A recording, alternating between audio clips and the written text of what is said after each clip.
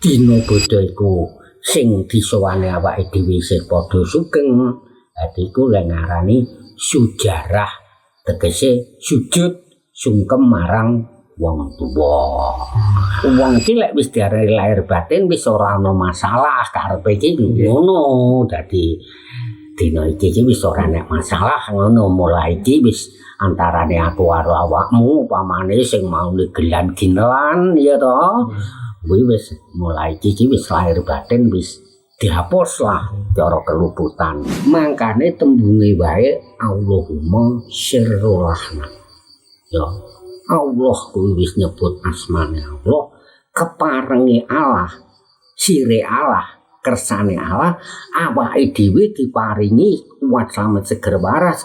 Pas dina iku iso sowan marang simbah. Ngono lho, Nak. Mulane tembunge Allahumma sirrullah.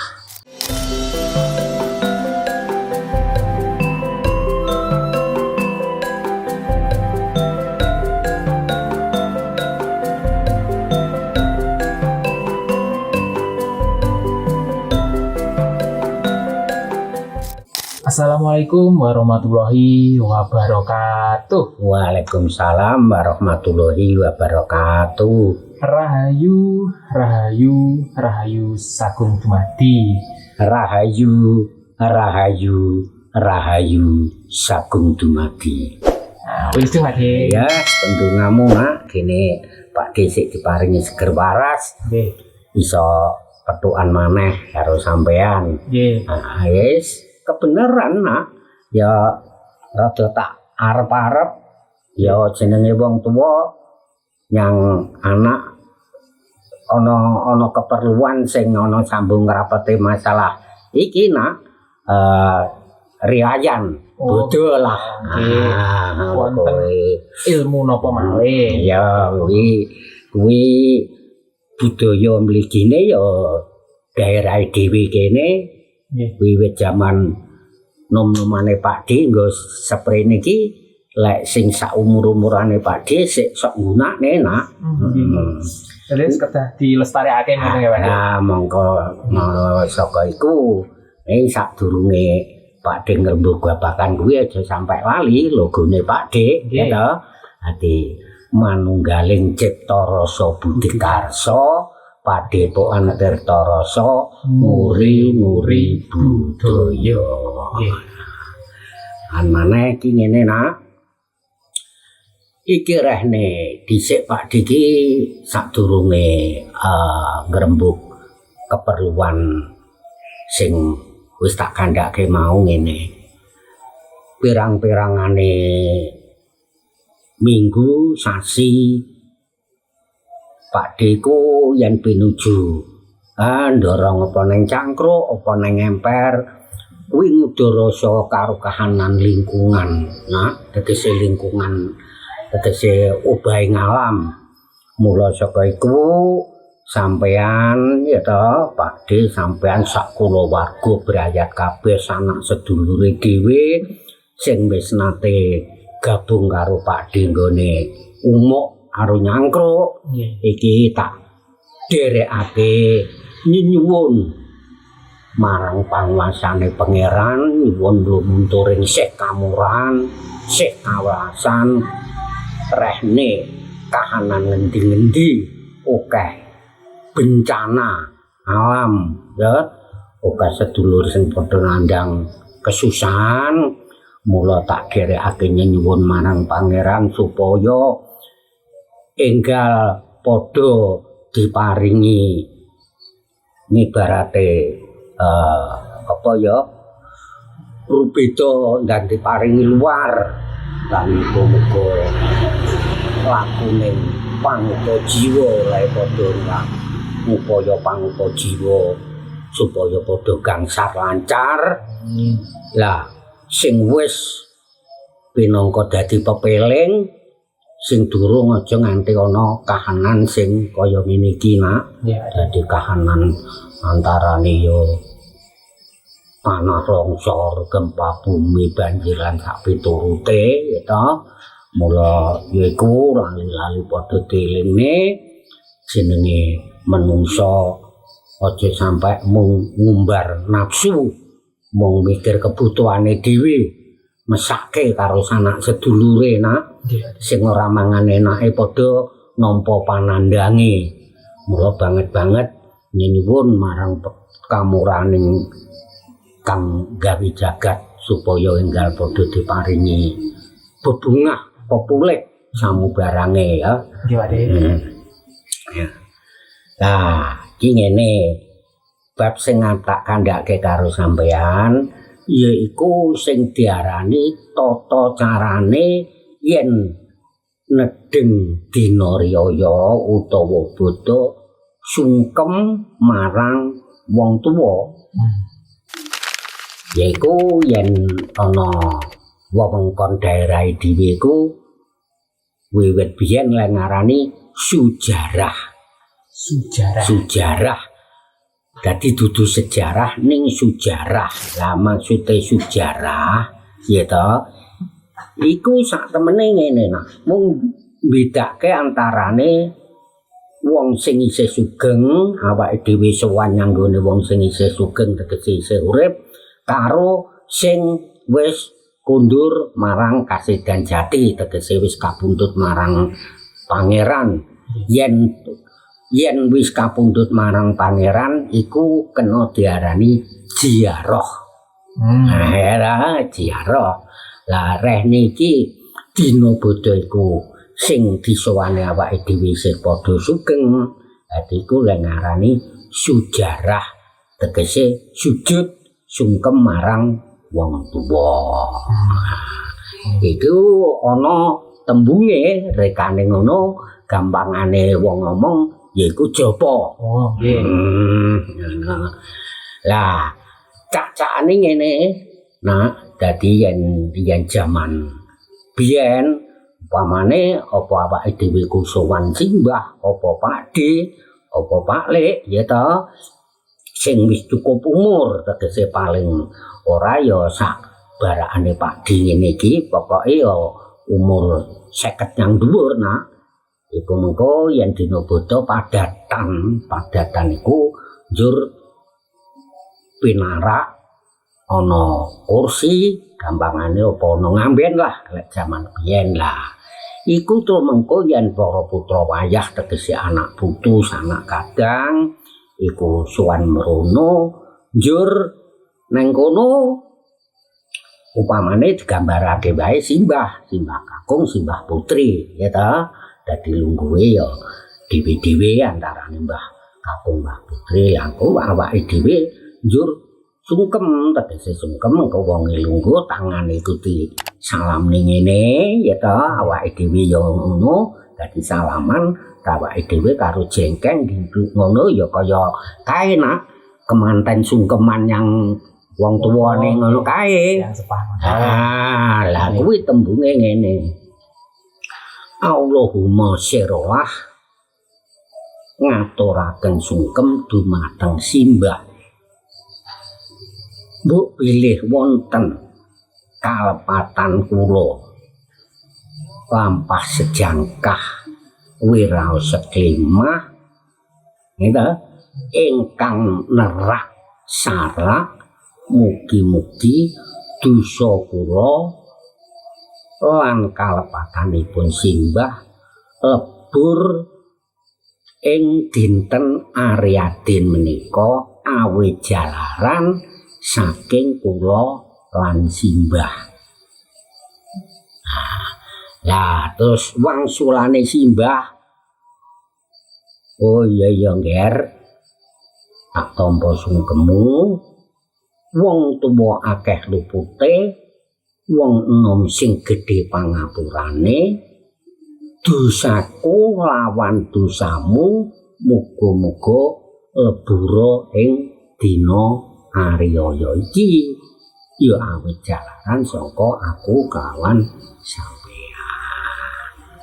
Nah, rampung terus ya kan mesti diaturi dikongkon wis karena nak pinarak dhisik iku lungguhe lek biyen iku tumata nak upamane kaya pakde biniki sungkem yang simbah apa pakde apa sapa Lah iku umpama lesowan iku bawa kanca apa papat apa 5 itu ya durung lingguh nyanggon pinaraan sing biasa tegese sing wis diparingi nyamikan jajan mau dadi jejer lingguh jejer dhisik iku to ganti-ganti kaya sampean nek wis bar ngono yo karo simbah apa pakde mesti dikongkon pinarak nyanggon ono terus mengko ganti kancane ngono iku nganti sak rampunge.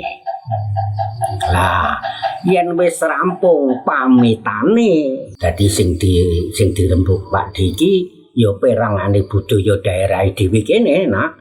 Dadi yen karo kono-kono kan mesti ora padha. Ngono iki mung sawetara tinggi gambaran utawa contoh iku dadi ya pamitan. Lah pamitane ya kudu sing temomo sing temonjo tembunge nuwun sewu simbah kakung lan simbah putri rehne anggen kula sowan simbah sampun kinabulan sampun kalaksanan mboten langkung sami pengkeran wilujeng kula nyuwun tambah pangestu nyuwun pamit badhe nglajengaken lampah. Oh ya Ngger, ya wis muga-muga hasil apa sing dadi sediamu lan aja nganti nemu sami kala sak dalan-dalan aku nyangoni slamet. Nah, iku ayo terus tapi sing pamitan sing matur ya cukup sawiji wae ngono iku. Nah dadi tatanane ya manting lan lek wong biyen sing wis direteni Pakde selagi pangagem kuwi ya ora ning kono ki dasare pamer tegese identitas ki mesti diagem nak. Dadi yen ora ngagem blangkon ya iket-iketan ngono iku. Engko yen ora upamane Mbah Kakung kuwi ora jaritan paling ora ya mesti ngagem sarung batik, bebetan batik ngono iku mesti identitas. Lan yo ora neko-neko cara lek ngagem sandangan ku ya prasaja. Ning kono ki rehne jeneng budaya. Budaya ki ya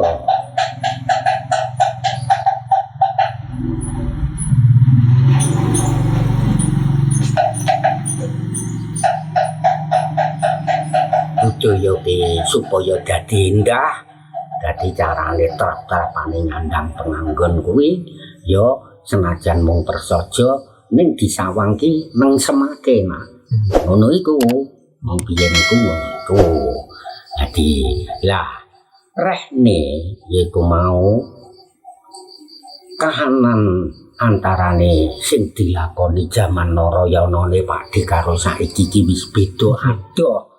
Kaya ngene-ngene mau Pakde mulane iki ora ngajak lan ora ngongkon lan ora mungkin karo sanak kadange dhewe kang ana ngendi wae mung ya iki budayane wong biyen ki yen dina Buddha nyang wong tuwa ki ngono kuwi trep niku pasti griya-griya nggih. Oh iya, pokok enek wong tuwa nah. Ning lek wong sak upamane sing disowani isih durung tegese bener ya wis wong ning umure durung ana 50 utawa 60 itu ya cukup lahir batos utawi wilujeng riyatin ya cukup ngono.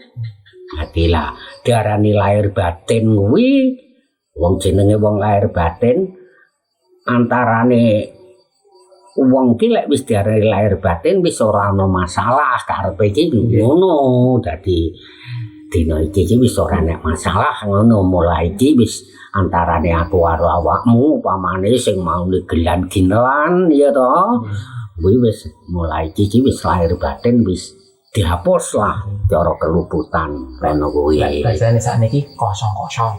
Nah, bener. Nggih. Kosong-kosong niki ngono kuwi. Nanti cak-cakane barang iku lek biyen iku ya ngono iku nak. Dadi yo prasaja ning yo mening dadi para sepuh-sepuh Mbah Kakung, Mbah Putri, Pak Puh, Bu Puh ngono ki ya mesti anu nak apa lungguh iku katon yen iku nuwani lah wong tuwa ngono pancen ya kudu ngono cak-cakane wong tuwa nak ngono iku Tapi sakniki pun ketik-ketik pun nganu nggih Pak De pun radical. oh lah mulane kuwi mulane sing jeneng budaya kuwi anane Pak Di gawe ngene iki ya hidup-hidup bertahan lan ya mbok menawa lek mben mburi dhisik ana sing merlokke ibarat buku ben kena dibuka nggih pengeling-eling to ngene iki nah. Iya, Dadi itu Pak Di ki mung lestarekke. Mulane Pak Di dhewe sadar lek ngono kuwi mungkin ya sawane sing kurang cocok kalau mongso wah lak ngono iku terlalu ribet ngono. Ning ya ora dadi sabab munggo Pak Di upama dheweke iki sing ora matuk ngono ki ya monggo ngono kuwi nah. Lek istilahnya lek kan iku nggih budaya kan nggih sae to Pak De. Supaya lek dilestareke kan nggih nganu napa tambah sae malih ngoten lho. Lek sing biasa kan nggih sae tapi niki langkung sae. Iya, nah tegese iki kabeh kumang wong ya tujuan becik. Saiki ora beda nak yaiku diarani nglestarekne budaya kuwi padha karo nglestarekke sumber. Padha karo lek bangsane awake dhewe aja lali karo jas merah. Nggih. Ya dah. Aja lali karo sejarah. Ngono kae paribasane mulane apa kuwi budaya-budaya ngene-ngene iki dilestarekke iku ora beda kaya ngono-ngono kuwi. Dadi awake dhewe iki tegese ngleluri nyak marang budaya ki mligine kaya Pak Di dhewe ora duwe tujuan neko-neko sing ora becik. Ya timbangane mung nganggur. Ngono iku lho nak.